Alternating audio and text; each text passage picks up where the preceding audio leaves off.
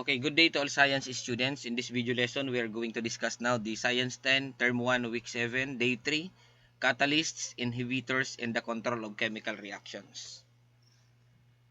Okay, objectives: differentiate catalysts from inhibitors and explain their uses in industrial and environmental situations. Design an informative real-life reaction control advisory card showing how a useful reaction may be speed up or an unwanted reaction may be slowed down. And value responsible chemical reaction control as a way of promoting safety, cleaner surroundings, and protection of useful materials. Hero or shield. Okay, catalyst and inhibitor challenge. Some substances help a useful reaction happen faster. Others help protect materials or products by slowing unwanted reactions. In this game, hero card represents a catalyst because it helps a needed reaction occur faster. So ito yung magpapabilis ng reaction. The shield card represent an inhibitor or protective barrier because it helps slow down an unwanted reaction. Yun ang pagkakaiba pala nila. Okay, the situation is trips. Enzymes help break down food during digestion. Okay, ang ano dyan is hero because these are catalysts that speed up digestion related reactions. Okay, paint is applied to an iron gate to delay rust formation. Okay, that is shield. The paint blocks water and oxygen from reaching iron. Okay, a catalytic converter changes certain harmful exhaust gases into less harmful products more quickly. Okay, that is catalyst or speed up useful exhaust treatment reactions. Okay, the next one, antioxidants are added to selected foods to delay oxidation. Okay, that is shields. Antioxidants is slow unwanted oxidation. Okay, a catalyst is used in a factory so an important product can be formed faster. Okay, that is catalyst. Allow useful reactions to proceed more efficiently.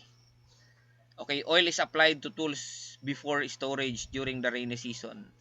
Okay, the oil prevents contact with moisture and slows corrosion. Okay, the zinc coating protects an iron roof from corrosion. Okay, that is shield. The coating helps prevent or reduce rusting. Okay, an enzyme in yeast speeds up the breakdown of hydrogen peroxide. Okay, the enzyme acts as a catalyst. So, ang catalyst pala po is nagpapabilis. Useful chemical reactions sometimes need assistance to happen efficiently, while harmful chemical reactions must often be delayed. This is why catalysts and inhibitors are valuable in daily life and industry. So, yung catalyst, ito yung nagpapabilis. Ang inhibitors naman, ito yung magpapabagal ng chemical reaction. Okay, the rusting footbridge and the smoke-emitting jeepney. A community near the coast noticed two problems. The first one, the metal footbridge near the shoreline had developed patches of rust more quickly than expected. The bridge was often wet because of rain and salty sea air. Residents suggested repainting the bridge and applying protective coating. Second, an old jeepney regularly released dark exhaust smoke along the main road. A mechanic explained that vehicles are designed with emission control components, including a catalytic converter, which helps speed up reactions that convert certain harmful exhaust gases into less harmful substances. Okay, the Barangay Youth Science Club was asked to explain how the two problems were connected to reaction rates. Okay, for guide questions, why might the footbridge near the coast rust faster than a metal structure kept indoors? Okay, the footbridge is frequently exposed to water, oxygen, and salty moisture, which promote corrosion of metal. How can painting or coating the bridge slow down corrosion? Okay, the paint or coating forms a protective barrier that limits contact between the metal, water, and oxygen, slowing the corrosion process. Okay, what is the function of catalytic converter in a vehicle? Okay, it contains catalyst that helps speed up reactions, converting certain harmful exhaust pollutants into less harmful substances. In the scenario, which example involves slowing down an unwanted reaction?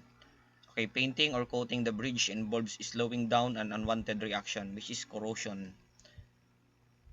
Which example involves speeding up a useful reaction? Okay, the catalytic converter involves speeding up useful reactions that help reduce certain harmful vehicle emission. Why is controlling reaction rates important to the community? Okay, controlling reaction rates helps protect infrastructure, improve safety, reduce pollution, save resources, and support a healthier community. Okay, what is a catalyst? A catalyst is a substance that increases the rate of a chemical reaction without being permanently consumed during the reaction. So ito yung nagpapabilis ng chemical reaction. A catalyst works by providing an alternative pathway that requires less activation energy. Activation energy is the minimum amount of energy needed for a reaction to begin. Ito yung energy na kailangan para magsimula yung chemical reaction. A simple analogy, climbing over a high hill takes more effort than walking through a lower. A catalyst is like a lower pathway. The destination remains the same, but it becomes easier for reactants to form products. Example, enzymes during digestion, it helps break down food more quickly. The yeast enzymes acting on hydrogen peroxide increase oxygen bubble formation. The catalytic converter in vehicles, it helps convert certain harmful gases into less harmful substances. Industrial chemical production helps products form at practical speeds and conditions. Industrial importance of catalysts. Factories produce materials such as plastics, fertilizers, medicines, fuels, and cleaning products through a chemical reactions. Catalysts may help industries, number one, increase production efficiency, reduce the need for extremely high temperature, lower energy costs, and reduce unwanted waste when processes are well controlled. Inhibitors and protective barriers. An inhibitor is a substance that slows down or prevents a chemical reaction. In daily life, unwanted reactions include oxidation that affects food quality, corrosion that damages metals, and chemical changes that reduce the quality of products. Example, antioxidants in selected food products, it is low oxidation that may affect color or flavor. Corrosion inhibitors is low chemical damage to metal surfaces. Paint or metal gates reduces metal exposure to air and moisture. Oil or grease on tools forms a protective barrier against water and oxygen. Okay, let us compare the catalyst and inhibitor. Pag sinabing catalyst, pinabibilis itong reaction. Ang inhibitor naman, it slows down a reaction. So magkabaliktad sila. Depende sa usage. So yung catalyst useful when a reaction is needed more quickly. Sa inhibitor naman, useful when an unwanted reaction must be delayed. Example, the catalytic converter, applications of controlled reaction rates. Okay, number one, material production. In manufacturing, chemical reactions must occur at the correct speed. A reaction that is too slow may waste time and energy. A reaction that is too fast may create excessive heat or reduce product quality. Control measures may include, number one, increasing temperature carefully, adjusting concentration, increasing surface area of solid materials, and using appropriate catalysts. Fire prevention and control. Fire is a fast chemical reaction called combustion. Combustion commonly needs heat, fuel, and oxygen. Okay, the method of control, applying water to suitable burning materials. The explanation, reduces heat and slows combustion. The next one, covering a small pan fire with an appropriate lid reduces oxygen supply. Next, removing nearby fuel prevents the fire from spreading. Properly storing fine powders and combustible dust reduces risk of rapid burning due to large surface area. Okay, and the next one is pollution control. Vehicles and factories may release substances that contribute to pollution.